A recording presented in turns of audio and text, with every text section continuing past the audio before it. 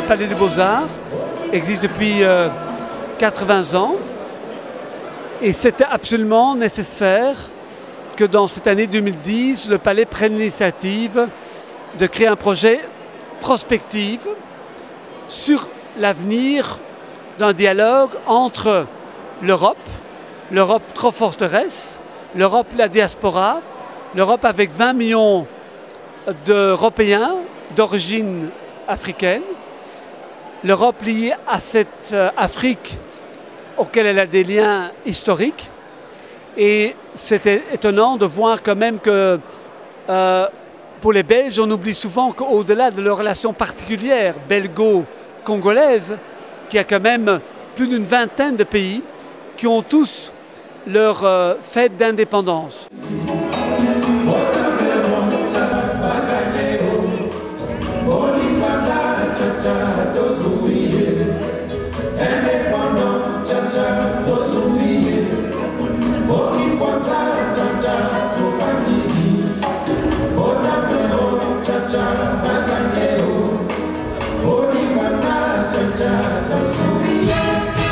C'est une fête, c'est une tristesse, c'est une joie. Qu'est-ce qui se passe après 50 ans? Alors pour la Belgique, il y a naturellement une histoire plus complexe avec le Congo, mais au lieu de garder que dans le passé, beaucoup d'Africains, beaucoup d'Européens d'origine africaine de la diaspora, ils veulent garder un avenir. Ils sont liés à l'Europe, ils sont liés à leur continent. Alors c'est pour ça qu'on a pris le titre l'Afrique visionnaire, Visionary Africa, comme projet global. La célébration de ces 50 ans d'indépendance, c'est très important pour le Palais des Beaux-Arts, le fait que ce n'est pas un festival sur le Congo, mais c'est un festival qui célèbre vraiment le continent dans sa complexité. Bien sûr, il y a un lien privilégié entre Belgique et Congo, mais on a voulu aller au-delà de ça.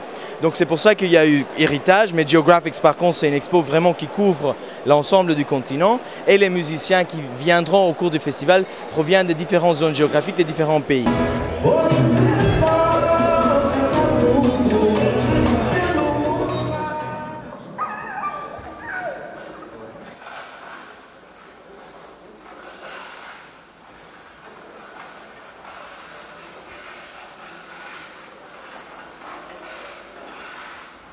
C'était intéressant de faire une exposition sur l'histoire, sur l'héritage culturel, de le mettre en réalité de ces 52 pays et capitales d'Afrique, avec David Adjaye qui depuis 10 ans étudie toutes ces capitales dans leur évolution urbaine et leur architecture coloniale et contemporaine, et de voir une exposition dans laquelle la scénographie, comme elle l'expliquait dans la conférence aujourd'hui, assez extraordinaire d'avoir les objets historiques, de les mettre dans un contexte géographique en faisant abstraction des frontières coloniaux, quelque part que la communauté africaine a accepté, ces frontières que l'Occident a mis, mais en l'enlevant, en créant une communauté, je dirais, culturelle à travers la géographie et la géologie de l'Afrique, et de le mettre en perspective d'une culture urbaine et son patrimoine historique, c'est 3 niveaux. Le patrimoine, la contemporanéité et en même temps la réalité de la création contemporaine.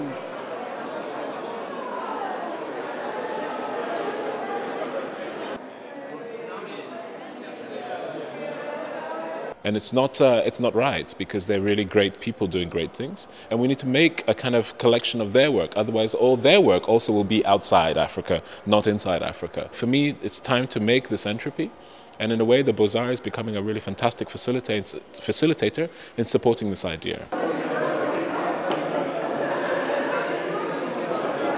David Adjaye, qui est le directeur artistique de ce festival. David Adjaye est l'artiste ghanéen qui habite et travaille à Londres et qui est un peu la figure clé de ce projet. On a voulu mettre à l'honneur ici au Palais des Beaux-Arts le génie créateur de l'Afrique. David est un architecte qui construit dans tout le monde.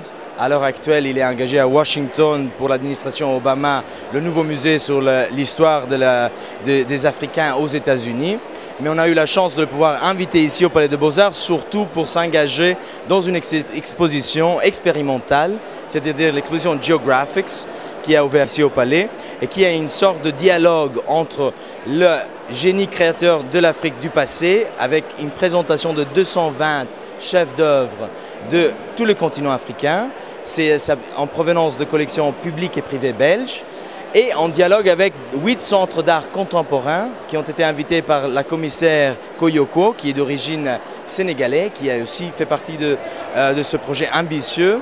Et la partie ethnographique, la commissaire est Amari Boutio. For me, it was important to say that this is not just a show about ethnographic work or about contemporary work or about the cities, but about everything. Because it's really about what is the paradigm that Africa finds itself in and what does it need. We need to know about the artifacts of our history and our culture, not just from pictures or even knowing them from the villages that we go to, but really to know the history of them very carefully. And then we need to know who are the great artists coming out of our cultures now. Because most of them are famous in the West, but not famous in Africa. David Adjaye, avec les équipes anthropologues, ethnologues, commissaires d'art contemporain, que tous ces gens différents ont réalisé un projet extraordinaire pour les 3 mois qui viennent. Nous espérons qu'une partie de cette exposition voyagera d'abord à Tripoli, dans le sommet Europe-Afrique cet automne, après à Addis Abeba, la capitale de l'Union africaine, et que quelque part les pays de l'Union africaine et ACP ont réellement, avec son nouveau secrétaire général, voulu que la culture devienne un élément du développement du continent africain à côté de l'économique et du politique et de la démocratisation du continent. Alors nous sommes ravis de pouvoir y participer avec le soutien de la communauté internationale, de la Commission, de la coopération et de pouvoir réaliser ce projet au Palais et de le mettre en face d'un festival.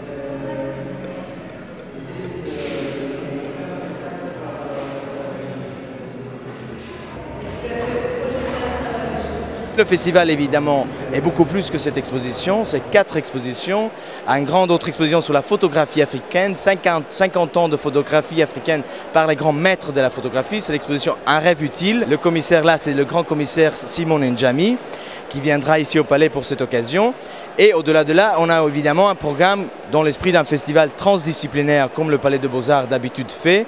On a un programme de musique, de théâtre, de danse, de littérature. On a des musiciens de l'envergure de Rokia Traoré. Eh bien, bonjour Belle Africa, je suis Rokia Traoré, ravie d'être avec vous. Voilà, merci, ça fait plaisir. Coucou Belle Africain, c'est Ouera son personne, je suis là pour la fête, je vous aime beaucoup, gros bisous. Au revoir. Coucou Belle Africa, je suis M. Kiamanga Mateta Verkis, artiste musicien, éditeur de musique, saxophoniste, un peu de tout quoi. Salut, c'est moi Tchalamouana Mam National. Je suis celui-là qui défend valablement à l'intérieur et à l'extérieur du pays la rumba congolaise, Papa Wemba. Belle Africa. Angélique Kidjo, Youssou N'Dour, à travers leur performance, mais en même temps avec un projet qu'on appelle 48 heures à Bruxelles. C'est-à-dire ces artistes sont tous des personnalités qui sont engagées sur le continent africain. On peut se poser la question, quel est l'héritage culturel de ce continent qui est en migration permanente. On sait que dans quelques décennies, plus de 80% des Africains vivront dans les grandes villes, que près de 70% des Africains qui vivent dans ces grandes villes ont moins de 30 ans. Et que le lien entre la nature et la nouvelle culture urbaine, et que nous-mêmes, les Européens, avons accaparé tous les objets, qu'on en a fait des objets d'art, des objets de pouvoir, qui sont dans nos musées en Europe, aux États-Unis, et notamment Bruxelles, avec la plus grande collection d'art africain.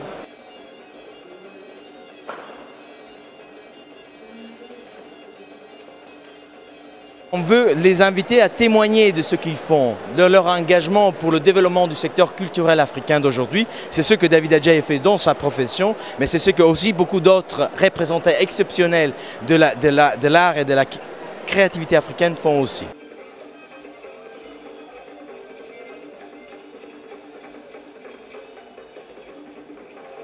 Jusqu'à la fin de ce couloir, le Beaux-Arts Street, il y a la présentation du projet de rénovation du musée Tervuren. Parce qu'on fait beaucoup de projets qu'on fait ici au Palais des Beaux-Arts, c'est pour justement réfléchir sur ce que le musée de l'Afrique centrale de Tervuren pourra devenir dans son futur proche. Il s'est déjà engagé entre 2012 et 2014.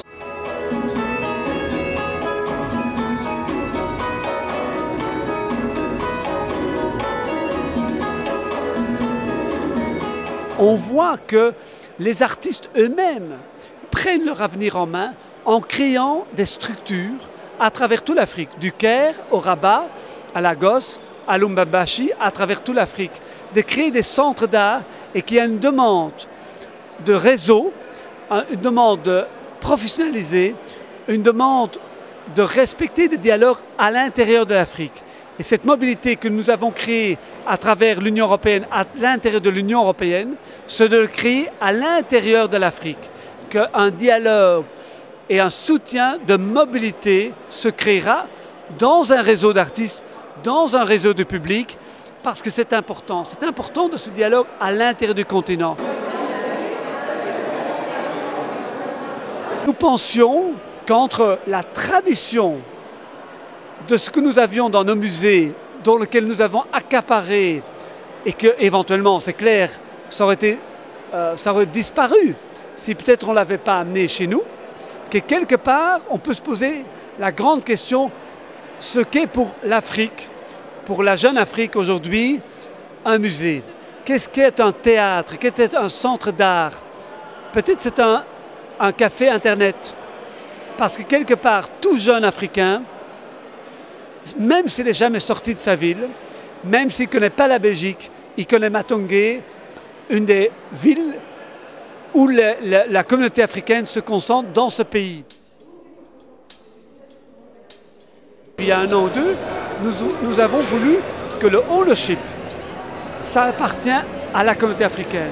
C'est pour ça que David Adjaye, c'est pour toi Nana, Koyo, tous les commissaires qui ont été invités, que ça devenait leur projet, avec notamment le dialogue avec l'Europe, et que quelque part, le projet est devenu un projet Europe-Afrique et un projet multidisciplinaire et horizontal dans le temps. Il est relativement complet et grâce et à cause de la fermeture du musée de Tervuren, le musée d'Afrique, le plus important musée du monde, le musée se fermera et un partenariat se fera pour donner une plateforme dans cette maison d'art trop peu fréquentée par la communauté africaine. C'est un lieu à eux et qui sera ouvert pendant 3 ans comme un centre de réflexion, de dialogue entre le continent africain et la création et la créativité et l'innovation et l'Europe et plus particulièrement à Bruxelles, capitale européenne. On a bien sûr bénéficié pour réaliser ce festival d'un grand soutien du gouvernement belge, de la coopération au développement belge, des affaires étrangères. Donc c'est évident qu'on a aussi fait un effort pour appliquer vraiment des tarifs plus populaires. Par exemple, le concert Héritage qui a ouvert le 30 mai, le ticket était 10 €. C'était un grand concert rap avec 30 musiciens, on a pu le faire là. Donc vraiment, on a créé un programme qui est pour tout le monde et on espère vraiment de pouvoir animer ce lieu que pendant l'été souvent, le monde des arts, c'est un lieu seulement pour les touristes étrangers. Cet été, on veut vraiment que ça devienne un lieu pour la diaspora africaine, pas seulement en Belgique, en Europe, qui vient au Palais des Beaux-Arts, pour les Belges, afin qu'ils puissent vraiment célébrer la culture africaine à des prix très convenables au Palais des Beaux-Arts. Je vous invite tous bien sûr à nous joindre ici au Palais des Beaux-Arts cet été.